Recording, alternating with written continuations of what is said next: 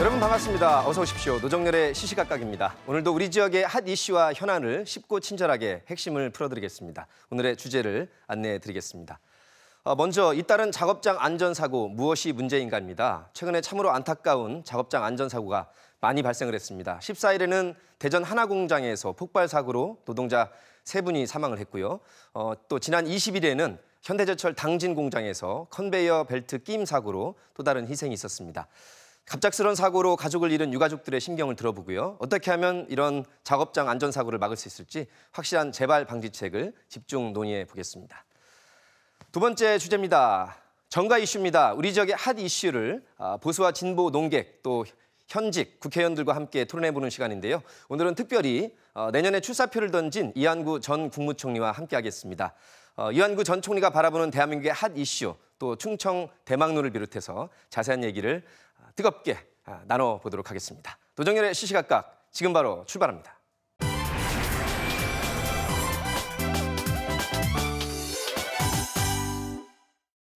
노정렬의 시시각각 오늘의 첫 번째 주제입니다. 잇따른 작업장 안전사고 무엇이 문제인가 집중 토론해 보도록 하겠습니다. 함께해 주실 분들 소개해 올리겠습니다. 한화 폭발사고 유족 비상대책위원회의 김용동 대표와 함께합니다. 안녕하세요. 대전 MBC 조명아 기자 나왔습니다. 안녕하세요. 대전과학기술대 송영호 교수를 모셨습니다. 안녕하십니까? 자, 세 분과 본격적인 말씀을 나누기 전에 저희가 준비한 화면부터 보시겠습니다.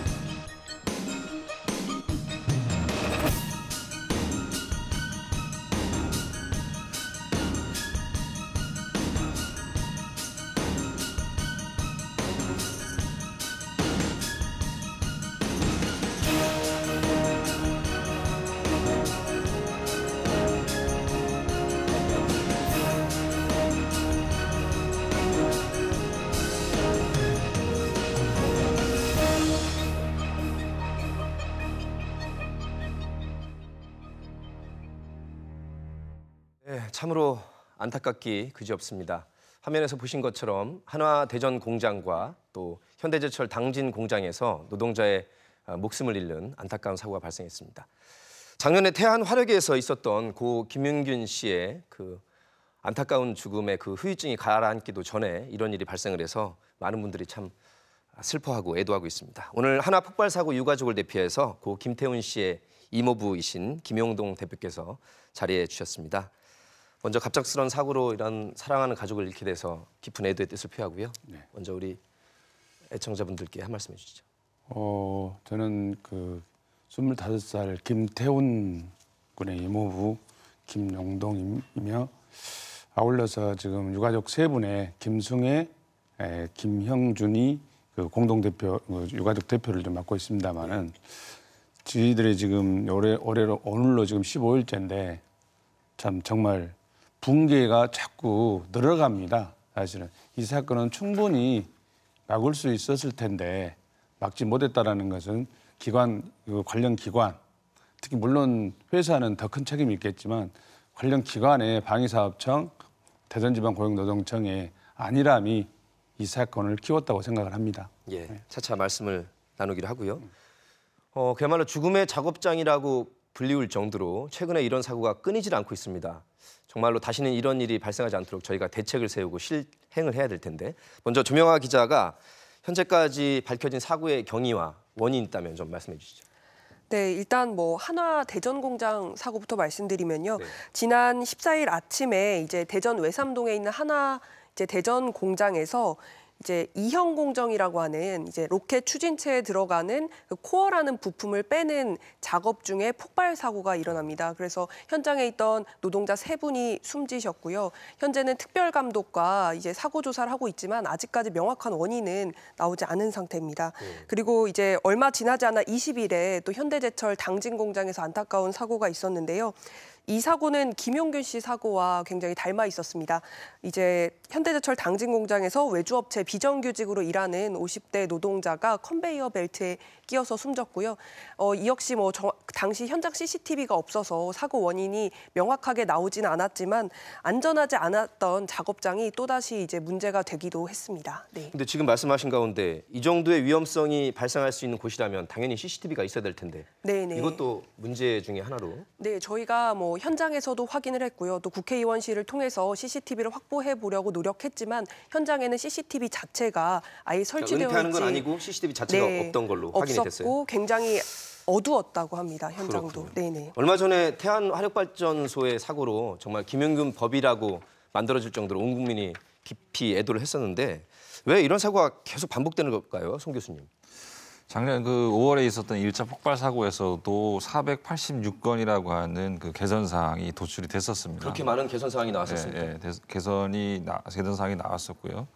그에 대해서 점수 이제 검사를 해서 이제 개선 사항이 다 이제 완료된 것으로 해서 이제 작업 중지 명령이 해제가 됐는데 이러한 그 사고가 또 재차 발생된 것은 근본적으로 좀 이 문제점이 좀 미개선된 상태가 아닌가라는 생각이 듭니다. 왜냐하면 워낙 이제 특수한 공정이고 그다음에 국방이라고 하는 부분에 그런 어떤 제품을 제조하는 그런 공장이다 보니까 국내 그 관련 전문가들이 많지 않습니다. 그러다 보니까 원인 규명이 좀 제대로 되지 않은 상태에서 작업이 개시된 그것이 이제 가장 큰 이유라고 보면 될 것 같습니다. 그 당진 공장 같은 경우와 작년에 김용균 씨 같은 경우에는 컨베이어 벨트 끼임 사고인데요. 그런 끔찍한 사망까지 이르렀는데 한화 지금 대전 공장은 폭발에 관련된 사고이기 때문에 전문적인 영역이긴 한데 사람의 목숨이 잃은 사태이기 때문에 이것을 뭐 은폐하거나 쉬쉬할 일은 아닌 것 같고요. 네. 분명히 지금 말씀하신 그런 수백 건의 개선 조치가 나왔음에도 불구하고 왜 현장에서 이렇게 실행이 되지 않았을까요? 기업주의 의지라고 보시면 될 것 같습니다. 네. 기업주가 사실 이 정도면 하나라는 이미지도 굉장히 먹칠이 되는 것이고요. 네. 실질적으로 작업 중단 명령까지 받은 상태 아니었겠습니까? 네. 근데 이게 한두 건도 아니고 이렇게 400여 건이 넘을 정도로 개선 사항이 나왔다면 의제 문제가 아니라 법과 제도를 반드시 준수해야 될 텐데요. 이런 사고들이 이제 자꾸 지속적으로 발생이 된다라고 하는 것이 이제 가장 큰 문제점이 될 것 같고요. 그리고 대부분의 생산직 사원들의 연령대가 20대 또는 30대 초반에 한참 나이 한창 일할 그런 어떤 노동력을 갖고 있는 계층의 사원들이 이제 사망하게 되고 다치고 이런 것들이 이제 가장 큰 더 사회적으로 보면 이슈화가 된다라고 보시면 될 것 같습니다. 우리 김 대표님께서 더 황망한 게 하나에서 작년에 이미 폭발 사고로 5명의 노동자의 목숨을 잃는 사고가 있었는데 또 났다는 게 정말 이건 있을 수 없는 일로 받아들여지고 있습니다. 작년에 5월 29일 날 난 사고에서 그 사망자가 5명이고 부상자가 4명인데 그 평균 나이를 계산해 보면 약 27세 정도 됩니다. 이분들이. 근데 아까 교수님 말씀하셨듯이 486건을 일단 그 산업안전보건법으로 위반을 했지만 그 적발을 했지만 그중에 사실 심대한 산업재해가 이룰 수 있는 작업자가 최소한 뭐 다치거나 사망할 수 있는 그 작업장을 적발하고도 이 사건을 못 막았단 말이에요. 근데 지금 아까 교수님 말씀하셨는데 그 이번 그 대전지방고용노동청에서 저희들이 요구해서 작년에 그 적발한 건수 중에 이번에 사고 난 이영공실, 그다음에 경화실, 그다음에 충정공실에 그 건수가 몇 건이었느냐? 22건이었어요. 22건인데 그 중에서 거의 아주 미약한 뭐 안전 표시를 부착을 안 했거나 뭐 작업복에 뭐 이상이 있었 이 정도의 건이란 말이에요. 근데 이번에 사고가 난 것은 분명히 지금 두 가지를 지금 보는 것 같아요. 대전지방고용노동청하고 경찰청에서는 지금 이영설비의 이상 아니면 추진제 자체의 이상 지금 이걸로 보고 있는데 그런 그 작업에 지대하게 작업자에게 지대하게 어떤 그 위험을 줄 수 있는 공정이나 설비는 아예 쳐다보지도 않았다라는 거예요. 진짜 중요하고 핵심적인 것은 그렇죠. 간과했다는 말씀이신 거죠? 예. 더 분개하는 것은 뭐냐면 어제 방위사업청장님이 들으셨어요, 관계자들하고. 예. 그리고 그 전날 이제 대전지방고용노동청에서 나오셨는데 문제는 뭐냐면 서로 그 작업 공정이나 설비는 자기 소관이 아니라고 합니다. 그러니까 방위사업청과 대전지방고용노동청에서 예, 예. 서로 자기의 소관이 아니라고. 예, 예. 서로 떠넘기듯이 하는 거예요, 지금. 아, 이거는 근로감독관이 해야 되는 일 아니야? 예. 아니, 이거는 방위사업청에서 하는 일 아니야? 이렇게. 결과적으로는 두 기관 다 막중한 책임이 있습니다. 실제 방위산업에 관계된 것이기 때문에 방위사업청도 관련이 되고요. 실제 근로감독이라든가 작업장 안전 실태를 점검하고 개선해야 될 의무가 고용노동부에 있는 거 아니겠습니까? 네, 맞습니다. 근데 다시 이제 말씀드리면 이 작업 공정 자체가 워낙 특수한 공정입니다. 그러다 보니까 486건의 개선 사항이 도출됐다라고 하지만 이 개선 사항은 지금 현재 산업안전보건법 상에 있는 그 위반 사항인 거고요. 예. 이 산업안전보건법은 그 특수한 어떤 공정이 지금 폭발이 사고 난 하나에 국한된 것이 아니라 전 업종에 대해 걸쳐져 있는 그런 상황인 거거든요. 그래서 진짜 이 사고가 발생된 원인이 뭐냐 이 규명하는 게 가장 중요할 것 같고요. 그 원인에 따라서 어떠한 부분들이 지금 잘못되고 있는지 이런 것들이 도출이 되어야 이 사고를 근본적으로 막을 수 있다라고 생각이 됩니다. 현재까지는 중간 발표라도 어느 정도의 원인으로 규명된 게 없나요? 현재까지 나온 건 아까도 말씀해 주셨지만 이제 그 코어와 코어를 빼는 기계를 이제 연결하는 작업들은 이제 노동자들이 손으로 직접 했다고 합니다. 이형 공실 안에서? 네, 이형 공실 안에서. 이걸 이형 작업이라고 하는데요. 예. 이 기계가 내려오는 과정에서 폭발이 발생한 걸로 보이는데 이유를 좀 알 수 없다는 그런 얘기들 많이 하고 있습니다. 네. 정확한 것은 뭐냐면 이제 지금 아까 제가 말씀드린 둘로 나눠졌다고 그랬잖아요. 추진체를 이동하는 과정에서 충전해서 경화실 이동할 때 지게차로 이동을 합니다. 또 경화실을 이제 굳게 해야 되는 거잖아요. 갤 상태에서 굳게 해서 그걸 이동을 시켜가지고 이형실에서 그걸 중간에 들어있는 쇳덩어리, 그 코어라고 그러더라고요. 그걸 빼내야 되는 작업인데 이번 사고는 이 경화실 이게 추진체가 4개잖아요. 그 코어를 빼내는 실린더도 4개가 있습니다. 근데 2개는 그 코어에 정확하게 사람이 손으로 작동을 안 해도 정확하게 맞아 떨어집니다. 근데 2개는 이게 그 추진체가 휘어가지고 실린더가 휘어가지고 사람이 잡아주지 않으면 정확하게 거기에 안 맞아져요. 그 작업 중에 일어났는데 문제는 그게 맞닥뜨려지기 전에 이미 추진체에 연기가 좀 났었다고 일단 예측을 아니 단정을 짓는 건 아닌데요. 내려오기 전에 이제 이게 1차 꽝 했다고 그러거든요. 그러면은 이 이용공실의 문제가 아니라 이용공실에서 문제가 있지만 경화실이나 충정실 아니면 이동 상태에서 사고 발생은 이형공실에서 했지만 그 전에 과정에서 문제점이 있었을 가능성도 상당히 있는 걸로. 그렇죠. 그 원인 중에 사실 원인이 다 나와 있어요. 회사는 알고 있었다는 얘기예요.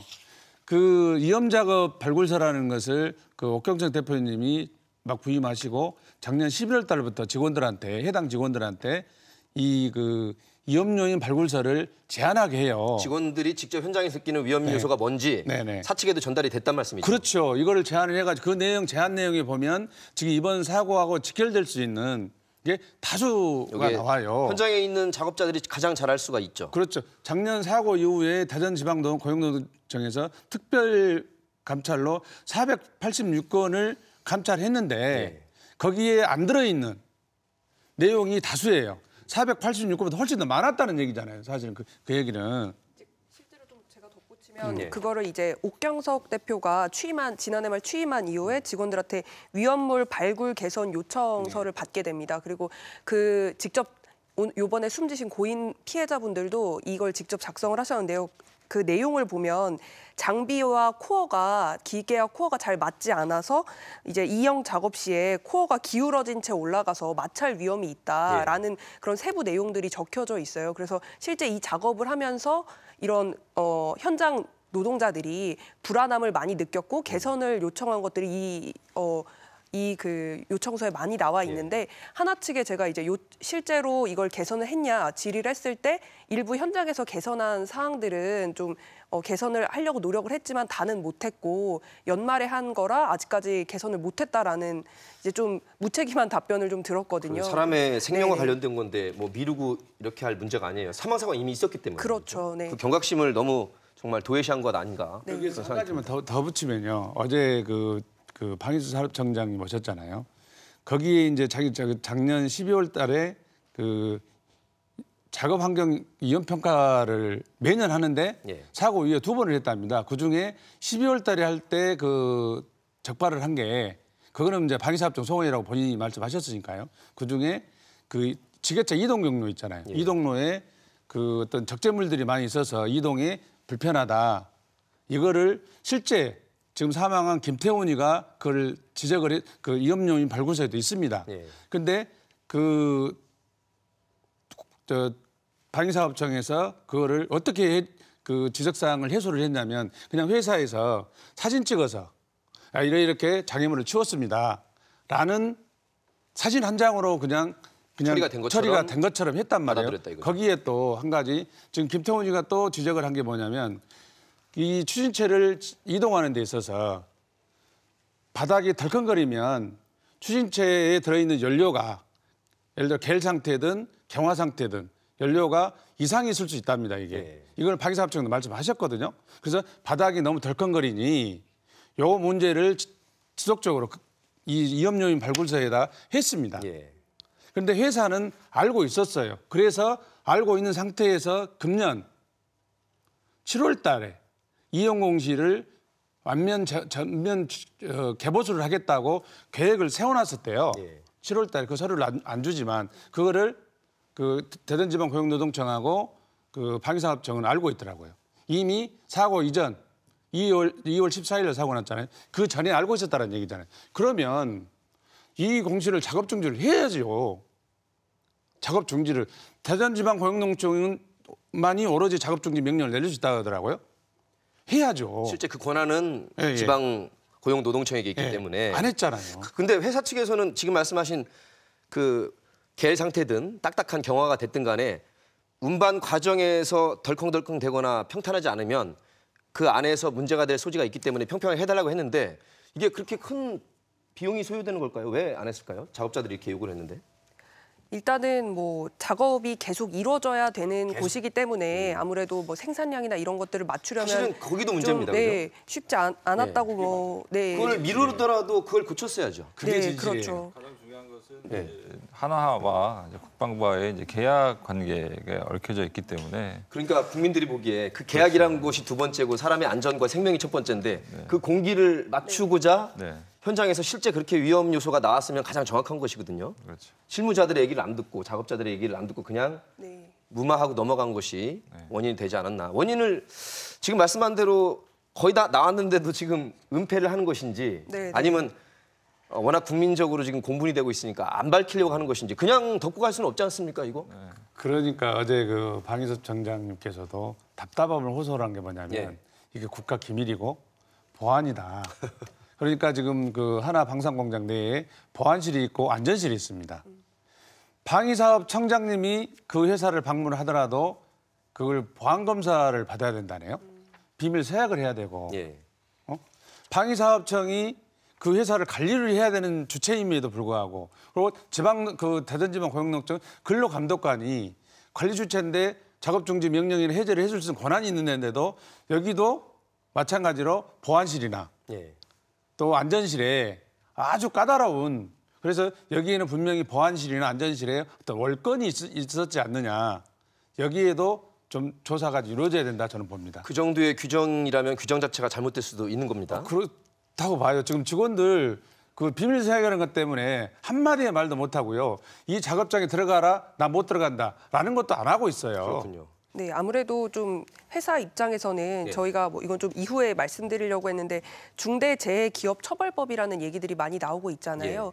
사실상 노동부는 이제 그 산업안전보건법의 기준으로 이런 것들을 좀 그 점검을 하게 되고 또 소방본부에서 하는 안전특별점검은 또 이제 소방법에 의해서만 하게 되고 방사청 같은 경우는 뭐 화학물관리법에 대해서 하기 때문에 그 법에 대해서 벗어나는 부분들 중에 특수한 이런 업종 같은 경우는 분명히 체크가 필요하다고 생각을 합니다. 허점이 아직 있는 거예요. 그렇죠. 그래서 그 부분들을 좀 채워줄 수 있는 게 어떻게 보면 기업이 자체적으로 적극적으로 나서야 하는 부분이라고 생각을 하는데 현재는 뭐 중대재해기업처벌법 같은 것들이 없다 보니까 회사들의 책임감을 좀 강제할 수 있는 법들이 없고 그렇다 보니까 회사들은 최소한의 법적으로 걸리는 것들만 급급하게 처리하다 보니까 근본적으로 진짜 개선돼야 하는 직원들의 현장 목소리를 반영하는 데는 적극적이지 못한 부분들이 많다고 생각을 합니다.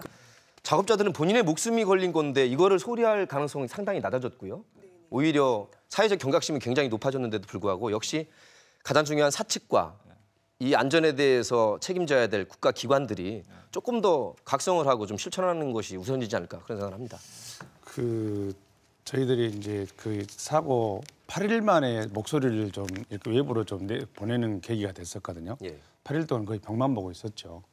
근데 이제 거기에는 정의당 대전시당에서 많이 적극 도와주셨고, 김종대 의원께서 직접 저희 그 의원님께서는 처음으로 저희 그 문상으로 오셔가지고 그래서 그젠가요? 저희들 국회에 가서 그 기자회견도 했습니다마는 정의당이 주장하는 기업살인법 뭐 이런 것도 말씀을 하시더라고요. 필요하죠. 정말 필요하긴 한데, 근데 문제는 지금 그 아까 말씀하셨던 그 옥경정 대표가 취임을 하셔가지고 최초에 한 게 가장 저는 잘했다고 생각을 해요. 그 문제는. 왜냐하면 해당 작업자가 이 위험한 것을 알거든요. 그럼 법하고 상관이 없잖아요. 이거는 제한제도이기 때문에 제한하는 것이기 때문에. 근데 뭐 이 제한을 했는데 위험요인 발굴서를 가지고 제한을 했는데 회사에서는 이걸 안 받았단 말이에요. 근데 작업자는 그걸 거부하지 못했어요. 사실은. 왜 못했을까요? 그것도 사실은 요인을 따져봐야 되는 거고요. 실질적으로. 실제 위험할 때 작업을 거부할 수 있는 권리도 이제 좀 명시가 돼야 될 것 같습니다. 네, 모든 분야는 아니더라도 이렇게 위험과 관련된 분야에 있어서. 산업안전보건법 개정안이 들어가 있습니다. 들어가 있는데 문제는 이러한 어떤 작업을 중지를 했을 때 근로자가 과연 그 근로자가 페널티를 받게 되면 그렇게 되면 그것을 제한하는 그런 것까지 감안해서 주저하게, 법률로 정비가 됐어야 되는데 그렇죠. 그 부분이 빠진 거죠. 저는 지금 모르겠어요. 지금 여기 고 김영균 씨가 돌아가시면서 김영균법이라는 산업안전보건법이 개정이 됐습니다만은 이제 그 아직 적용은 안 되고 있잖아요. 그래서 이제가 그 고용노동부 장관님께서 먼저 선 적용을 할 수 있는 방안을 뭐 검토를 하시겠다라고 하시고 뭐 그 행정안전부에서는 이 그 국가 뭐 그걸로 뭐 하신다고 하더라고요. 그럼에도 불구하고 저는 정말로 이 대전 사업장은 정말 죽은 아이들이 죽음이 헛되게 되지 않으려면 지금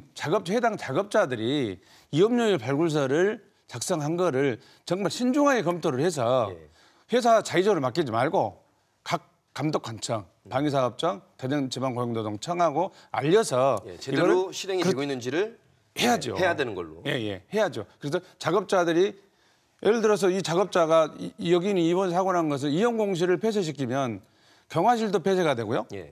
또 충전실도 폐쇄가 돼요. 그러면은 대전 사업장에 거의 한 70%의 작업이 중단된답니다. 생산량이. 그렇기 때문에 못한 거예요. 안 한 거죠. 쉽게 말하면 어떻게 보면. 또 한 가지 중요한 것이 지난번 폐안이나 이번에 당진 같은 경우에도 위험의 외주화, 심지어 뭐 죽음의 외주화라는 표현이 나오는데 이것이 좀 만연된 것이 아닌가. 특히 이 부분이 허술해지면서 사고가 많이 난 것도 사실이기 때문에 이분은 어떻게 좀 정비할까 좀 말씀해 주시죠. 네, 이번에 좀 특이했던 게 저희가 이제 조사를 하면서 알게 된 건데요. 현대제철 같은 경우는 하청 노동자 비율이 52.8%입니다. 그래서 지금 당진 공장으로 쳤을 때 정규직이 4,900명이면 비정규직은 7,300명 정도거든요. 그래서 이제 실제로 위험한 업무들은 다 비정규직 외주 업체들이 많이 하고 있지만 그래서 이제 최근 12년간 36명이 돌아가셨지만 이 위험 업무들 그래서 돌아가신 분들이 대부분 외주 업체 소속이기 때문에 산재 발생이 적다면서 보험료를 한 105억 원 정도 5년간 감면받기까지 했더라고요. 그래서 여전히 이제 김용균 씨의 그런 안타까운 죽음 이외에도 다른 공간에 외주 이제 하청 노동자들이 너무 많고 이 노동자들이 그 안전하지 않은 업무들을 하고 있는 실태는 계속되고 있다. 그래서 다른 곳의 그 정규직화나 예. 이런 것들도 함께 논의돼야 된다는 얘기를 꼭 이 덧붙이고 문제 싶었습니다. 정말 네. 수년 전부터 지적이 됐었는데 이렇게 개선이 안 되는 걸까요, 교수님? 기업 측면에서 봤을 때는 생산 비용의 효율화라고 보시면 될 것 같습니다. 뭐 한마디로 돈을 생각하면 네, 경제적인 어떤 논리이고 시장의 논리일 것 같고요. 지금 이제 조명아 기자님도 말씀하셨지만 그 제도가 이제 산재보험료 개별 실적 요율제라고 하는 겁니다. 혜택은 원청 기업에서 다 받고요. 실제로 산재보험료 요율이 계속 올라가는 거는 이제 하청업체가 왜냐하면 산업재해가 계속 발생되고 있으니까요. 그래서 최근에 고용노동부에서도 이 제도를 이제 전면 개편하겠다 이렇게 발표를 했습니다. 너무 늦었습니다. 지금 너무나 많은 희생이 있었기 때문에 정말 사람이 먼저고요. 생명과 안전보다 더 소중한 것이 없다는. 그러니까 지금 국민들은 경각심 올라갔는데 다시 한번 말하지만 사측의 안이한 대응, 그거를 강제해야 되는 국가기관도 또한 안이한 대응으로 이렇게 정말 끔찍한 사고까지 이르렀습니다. 저희가 또 정해진 시간이 있어서 끝으로 우리 김 대표님 유족을 대표해서 우리 시청자분들께 한 말씀 해주시죠. 예, 마지막으로 하나를 좀 고발을 좀 해야 될 것 같아요. 지금 이 그 문서가 사고 난 2월 14일 날 작성을 해가지고 방위사업청에 보내서 방위사업청에서 그 김정대 의원실로 보낸 그 서류예요. 예. 여기에 보면 이날 사고 공실에 이용 공실에 5명의 작업자가 작업 중에 3명은 사망을 하시고 2명은 영케이 살았다고 이제 했다면 살아도 아주 전혀 뭐 대피하다가 발목 정도. 그리고 또 한 분은 그 바로 옆공실에서 그 찰과상 정도란 말이에요. 만약에 이게 진실이라면 그 이영설비의 문제점을 지적했던 이염용일 발굴서로 이영설비의 그 작동 불량을 고발했던 제안했던 이거를 설비를 고쳐만 줬어도 사람이 그 이영설비 안 잡고 있었을 거 아닙니까? 김태훈이하고 김승혜는. 예. 그리고- 정리하자면 예, 예. 필요한 조치를 작업자들이 제시를 했는데 예. 뭐 우리 법률적으로 하지 않아서 부작위에 의한 손해배상의 문제부터 해서 그걸 지금 고발하시려고 하는 것인 거죠. 그리고 또 한 가지 지금 그 김현중이는 이제 한 달 됐단 말이에요.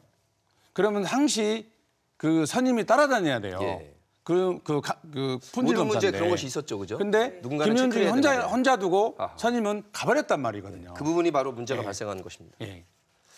알겠습니다. 하실 말씀 많으시겠지만 다시는 이런 끔찍한 안전사고가 발생하지 않기를 바라고요. 오늘 세 분 말씀 고맙습니다.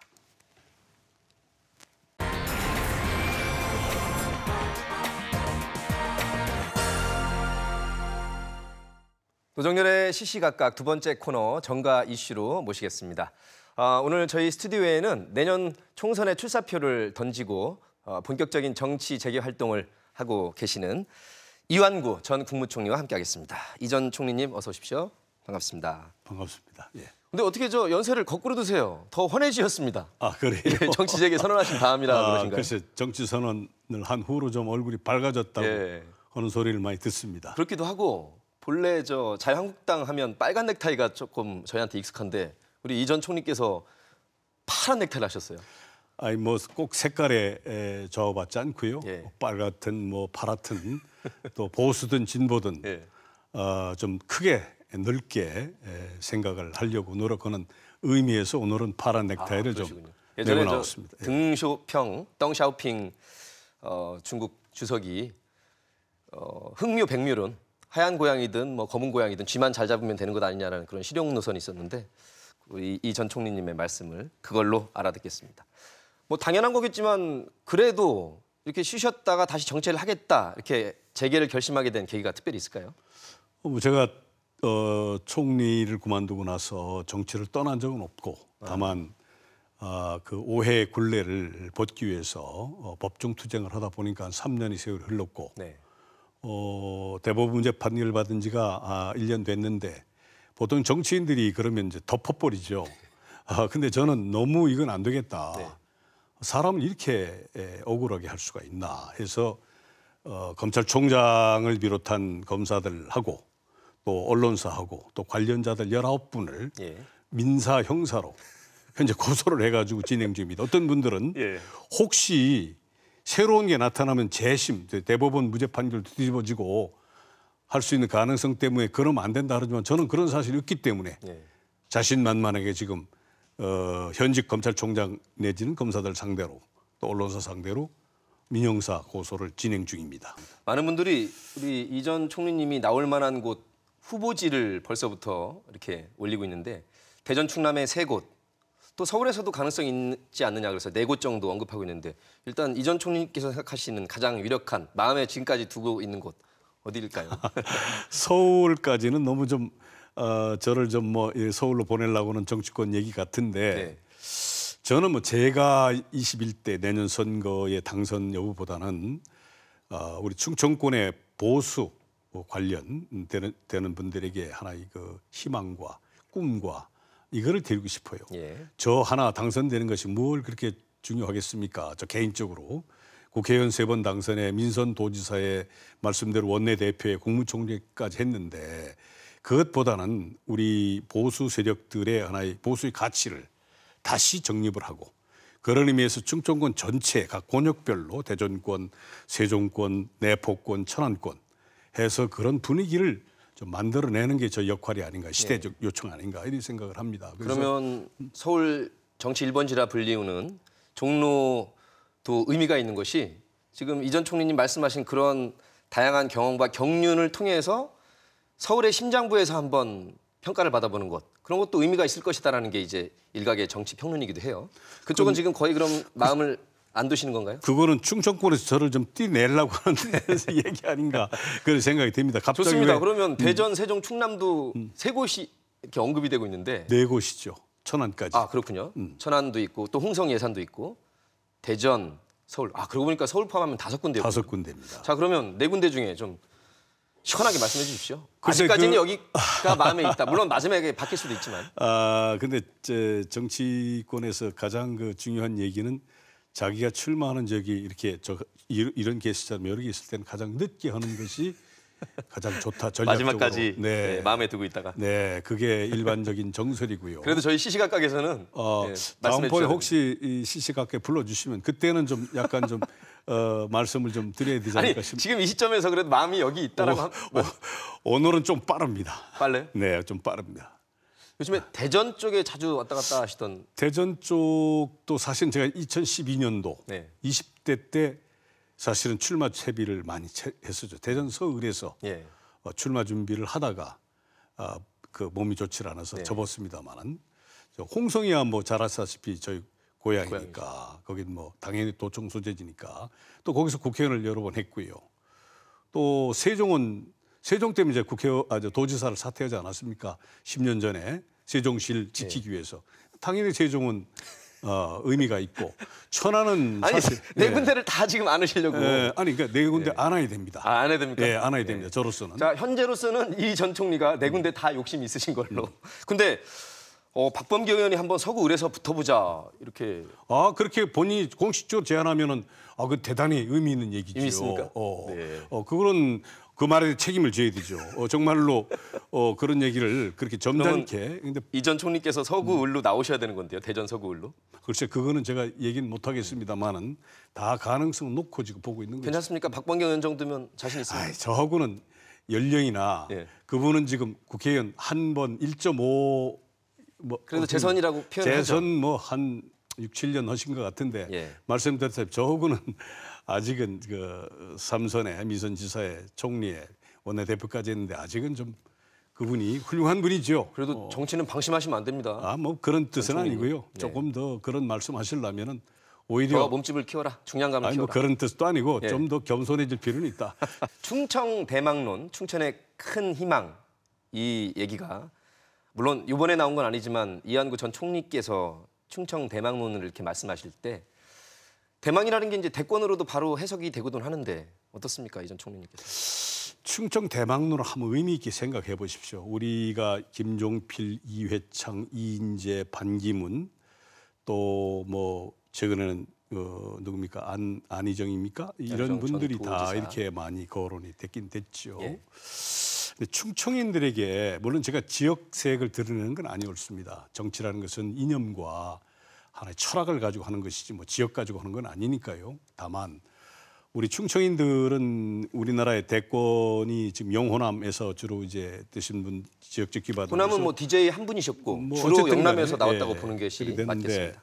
그러한 충청인들의 어떤 꿈, 희망, 열망들이 지금 많이 좀 이렇게 좀 침체가 돼가지고 헛헛한 그런 기분이에요. 그걸 좀 담아내시겠다는 예, 말씀이신가요? 그래서 저 이완구도 이완구지만은 그런 충청인들의 헛헛함을 담아서 너무 실망하시지 마라, 예. 헛헛해하지 마라. 적어도 이완구가 있지 않느냐, 또 이완구 후배들이 있지 않느냐. 분명히 충청 대망론은 충청인들 가슴에 남아 있고 살아 있고 그거는 진영을 떠난 얘기입니다. 보수든 진보든 뭐 민주당이든 한국당이든 뭐 그런 굳이 편을 갈라서가 아니고 어느 것이라도 좋다. 진보든 보수든 좋고 민주당이든 한국당 어느 정당도 좋으니까 예. 충청인들이요 꿈과 열망과 희망을 유지하고 이 지역도 하나의 강렬한 정치적 열망을 가져주십사 하는 그런 의미가 바닥에 깔린 거고요. 그 선봉에 이완구가 서겠다라고는 예. 그런 말씀으로 받아줬으면 좋겠네요. 해마다 총선 때면 4년마다 오는 총선 때 많이 물갈이도 되고 세대 교체를 내지 신선한 바람이 불어야 된다. 이것은 이제 일반 국민들께서 많이 생각하시는데 또 한편으로는 중량감 있는 인사가 버틸 필요도 있고 그 두 가지 사이에서 우리 이 전 총리님의 생각은 어떠신가요? 정치는 좋아합니다. 우리나라에서 올드보이는 말씀들 하시는데 지금 메르켈 독일 수상 예. 뭐 대단한 연륜을 갖고 있는 분 아닙니까? 70 오래 넘으시고 하셨죠. 오래 하시고 넘으시고 지금 아베 총리도 70을 이제 바라보는 나이고요. 또 트럼프는 이미 70을 넘은 사람들이고 그러니까 연령을 가지고 하는 것은 유독 우리나라가 좀 심한 것 같아요. 근데 우리 사생활에서도 이렇게 좀 말다툼하다가 좀 맥히고 그러면 너 몇 살이야 그러지 않습니까? 저는 미국서 유학도 2년 석사를 해보고 외교관도 해보고 또 교환 교수도 한 7년의 생활이 기회가 있었는데 그 생활 동안에 말하다가 토론하다가 너 몇 살이야 하는 경우는 잘 못 봤어요. How old are you? 이렇게 한 경우는 그거 전혀 없습니다. 미국 정가 문화에서는 없는데 미국 정가가 아니라 전체적인 문화에서 우리만 자꾸 나이를 가지고 따지는데 조금 그거는 좀 어떨 이제는 좀 그런 사실 뭐 위아래 따져서 예의를 갖춘다는 의미에서는 좋은데 지금 말씀하신 대로 싸우다 막히면 너 몇 살이야 이거는 그건 좀 제가 농담으로 하는 말씀이고 그렇듯 우리가 너무 연령에 그 예민한 거 아닌가. 그래서 굳이 연령 가지고 뭐 이러니 저러니 하고 그 사람이 된다 안 된다 이런 얘기는 조금 저는 동의해 줄 수는 없습니다. 알겠습니다. 다만 연령만으로 그 세대 사람이 교체론을 생각이 주장하는 얼마나 것은, 네. 그 사람이 얼마나 새롭냐, 네. 신선하냐, 또 젊은 사람과 소통할 수 있을 정도로 새 시대, 새 정신을 담아낼 수 있느냐, 그 사람 연령 불구하고 뭐 그런 게 중요한 것이지 이른바 컨텐츠가 중요한 것이지 예. 나의 그 물리적인 생체적인 연령이 중요한 건 발음이 아니다. 좋으십니다. 컨텐츠. 네. 제가 말씀드렸잖아요.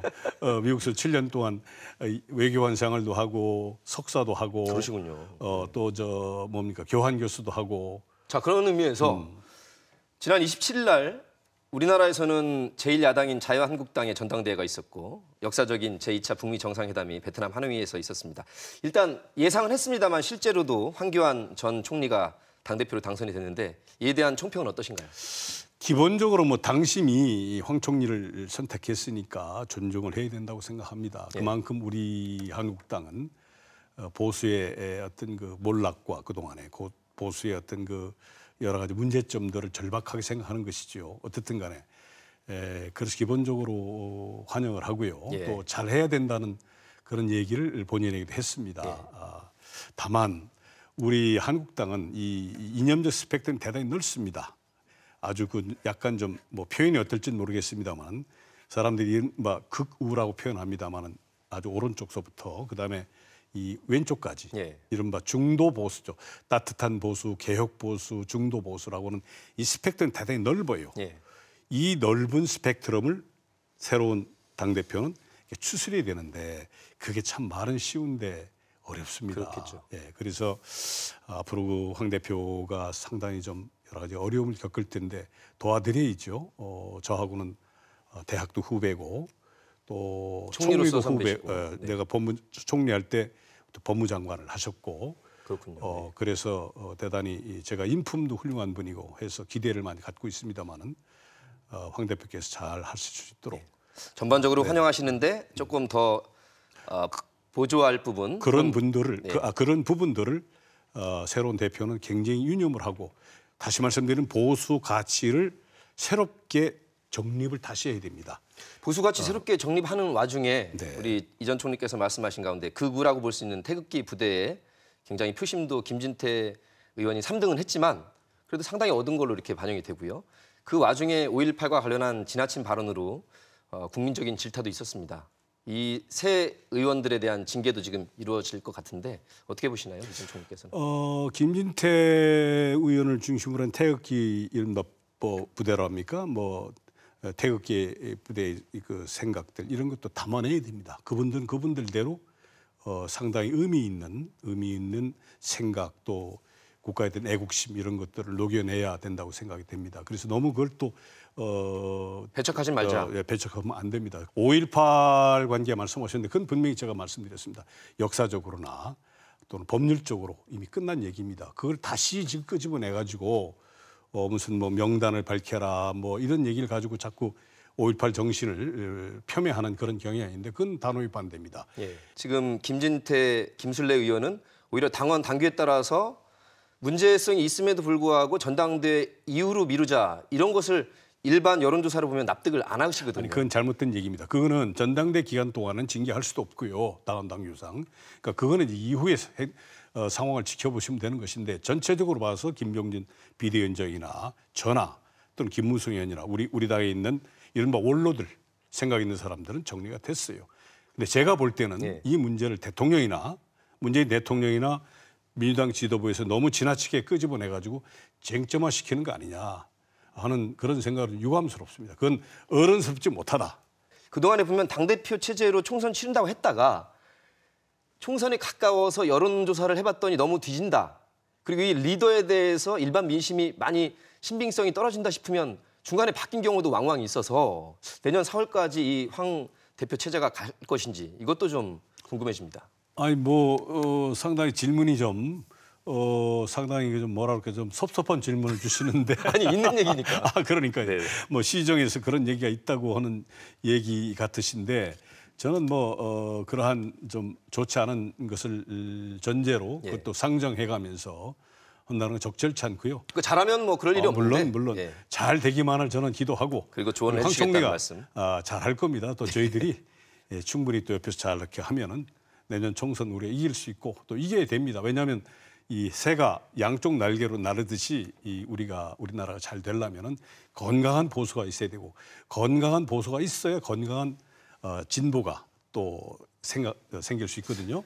이 전 총리께서 생각하시는 승리라고 할 것 같으면 어느 정도 지금도 100석이 넘는 거대 야당이긴 하거든요. 어느 정도를 얻어야 승리라고 할 수 있어요? 욕심이요. 저희가 가반을 넘기고 싶은 것은 과반을 넘기고 싶다. 당연한 그 정당의 욕심이고 또 희망이고 가능성은 또 어떻게 그래야 됩니다. 보십니까? 그래서 잘하면 지금 제가 볼 때 그렇게 문재인 정권이 잘한다고는 못 보거든요. 왜 그러냐면은 몇 가지 여러 가지인데 너무 이념 편향적이다. 예. 너무 진보라고 하는 가치, 이상의 가치를 너무 앞세우는 거 아니냐. 그러다 보니까 이거를 대한민국을 거대 실험장으로 생각하시는 것들 아닌가. 그래서 굉장히 걱정이 됩니다. 두 번째는 전문성이 좀 떨어지는 것 같아요. 말씀드렸다시피 우리 노 후보자 진행자도 마찬가지지만 저희가 벌써 고시를 합격한 지가 40년이 넘었는데도 잘 모르겠다는 정도로 이렇게 국정이라는 게 어려운데 지금 사실 대통령과 대통령 주변에 있는 분들은 실제로 해보신 분들이 없거든요. 그래서 대한민국을 실험 대상으로 삼으면 큰일 난다. 그러지 마라. 그래서 이런 진영 논리 이런 걸 떠나서 저 같은 사람들이 또 그 행정 경험이 많은 사람들이 정치 경험이 많은 사람들이 대통령이나 우리 집권 세력에 그 건의해주고 충고해주는 거를 좀 근데 이 전 총리님 받아들여라. 실제로 그래서 경제 수장들은 네. 고시 출신의 관료들을 김동연 총리나 지금의 홍 총리나 다 이렇게 앉히긴 했습니다.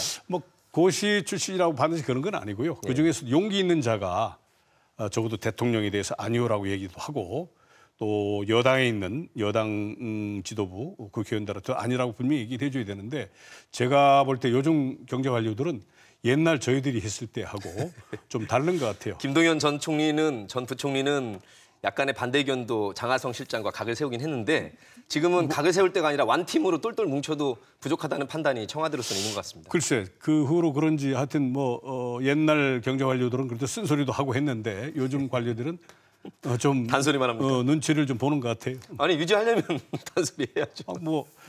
저같이 총리를 짧게 하더라도 허무하는 거지 뭐. 네. 어디에 나오셔도 지금 자신 있으신 걸로. 그렇게 서울은 지금 마음에 안 드시고. 아니 그렇게 제가 좀 교만하게 말씀은 못 드리겠고 또 당선된다고 하는 것은 민심에 달려 있는 것이 제 마음대로 되는 건 아니지 않습니까? 국민이 선택해 주시는 건데 다만 말씀드렸다시피 겸손한 자세로 그 권역별로 대전권, 세종권, 내포권, 천안권 가서 엎드려서 국민들께 말씀을 올리고 있죠. 저희 형편이 이렇습니다. 예. 저는 이렇게 생각합니다. 관심을 좀 가져주십시오. 이렇게 겸손한 자세로 가는 것이 이 국민의 마음을 얻는 첩경이라고 생각이 됩니다. 대전, 세종, 충남권에서 내년에 자유한국당이 어느 정도 선전할 것으로 보시나요? 아니면 어렵습니까? 지금 우리 충청권이 27석이고 예. 영남이 65석, 수도권이 122석이니까 상대적으로 충청권이 대단히 의석수가 적습니다. 적습니다. 네. 적어도 우리 충청권에서 우리 당이 과반은 넘어야 되지 않겠습니까? 그러면 27석에서 네, 한 14석 14석 이상은 이상은 하면 승리하신 걸로. 예, 당연하죠. 그렇게 희망을 갖고 여러 우리 당 동지들과 함께 힘을 합쳐서 국민들한테 엎드려서 정말로 열심히 잘하겠습니다. 겸손하게라는 말씀을 지금 이렇게 전달해가면서 그렇게 다니고 있습니다. 뭐 본인 당선도 중요하지만 후배 되시는 자유한국당 후보들도 물론 많이 지원 유세하시고. 네, 저 당선이 저한테는 개인적으로 어떨지는 모르지만 정치적으로 볼 때는 저 혼자만의 당선은 의미가 없다. 극단적으로 표현한다면 예. 저 혼자 당선돼서 뭐 하겠습니까? 제가 지향하는 것은 보수 세력의 재건, 보수 세력이 국민들한테 다시 신뢰를 얻는 것. 그래서 여당과 진보 세력과 이렇게 균형을 맞춰가는 것.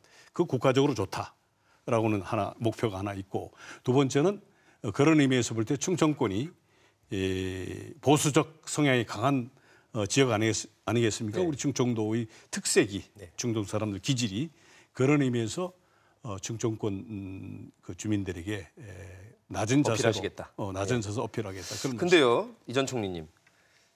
경제 문재인 정부 일자리와 일반 경제가 상당히 어렵고 민심으로 나타나고 있는데 남북 관계와 북미 회담에 대해서는 조금 자유한국당에서 전폭적으로 밀어줘라. 그게 실제 이제 정당 지지도나 대통령 지지도가 정상회담을 할 때 올라가곤 합니다. 이 부분을 좀 통 크게 밀어주거나 협조 지지하실 그런 의향은 없으신가요? 100% 동의합니다. 예. 저는 보수 세력 중에서 유일하게 북한을 다녀온 사람입니다. 이해찬 지금 대표하고 2000년도에 벌써 19년 됐습니다만은 박근혜 전 대통령도 다녀는 오셨죠. 아니 그런 의미가 아니라 직접 가서 예. 대표단으로 정부 대표단으로 간 유일한 케이스가 저 혼자입니다. 그게 언제였죠? 2000년도 6.15 벌써 19년 전 일입니다. 네, 김대중, 김정일 예. 남북 정상회담 때 같이 갔는데 그때 가셨군요. 근데 문제는 지금 말씀이 동의가 한국당도 예. 우리 이 문재인 정부가 잘하는 것은 도와줘야죠. 잘한다고 얘기를 해줘야죠. 그런 측면에서 100% 동의인데 예.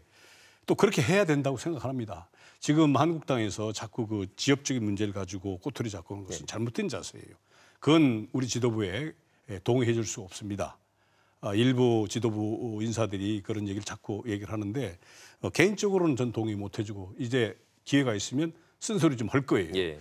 다만 제가 우려하는 것은 그 서양 속담에 지옥으로 가는 길에 선의로 포장된 도로가 있다 이런 얘기를 해요.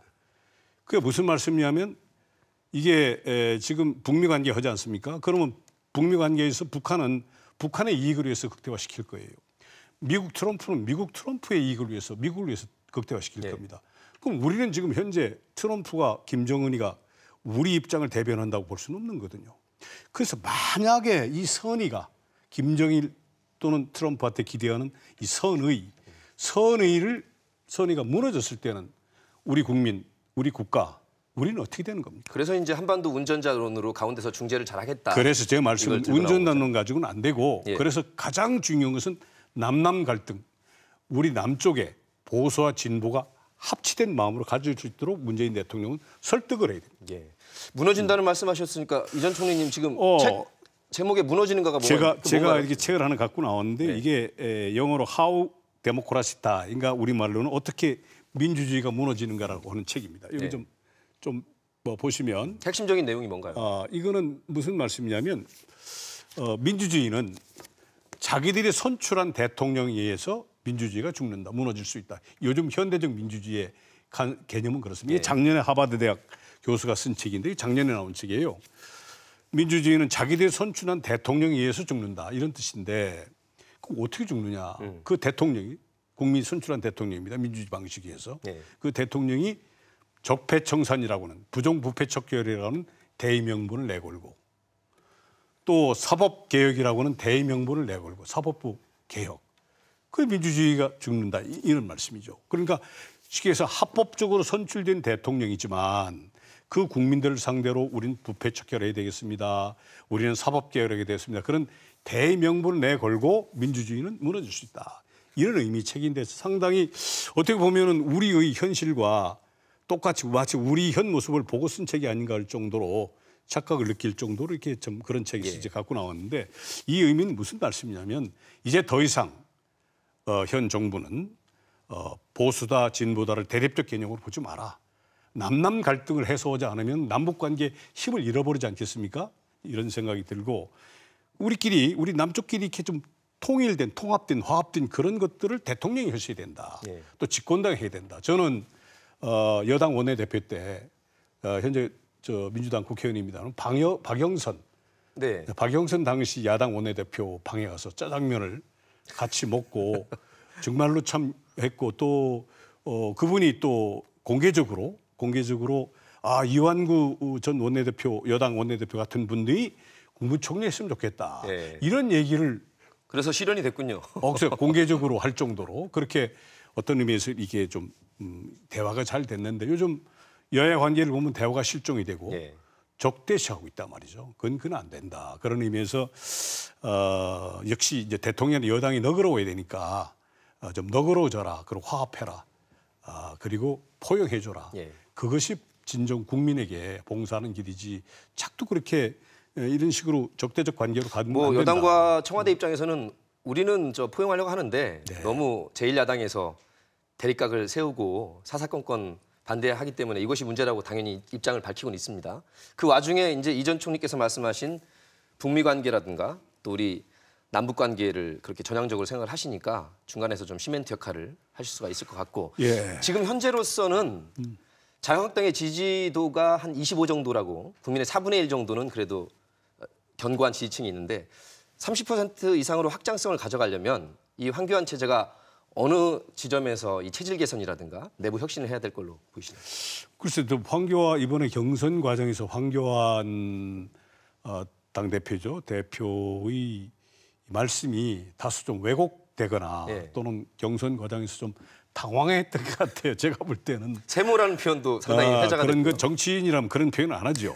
그런데 정치를 이제 처음 부딪히다 보니까 그건 본인의 진심이라고 생각은 안 하고요.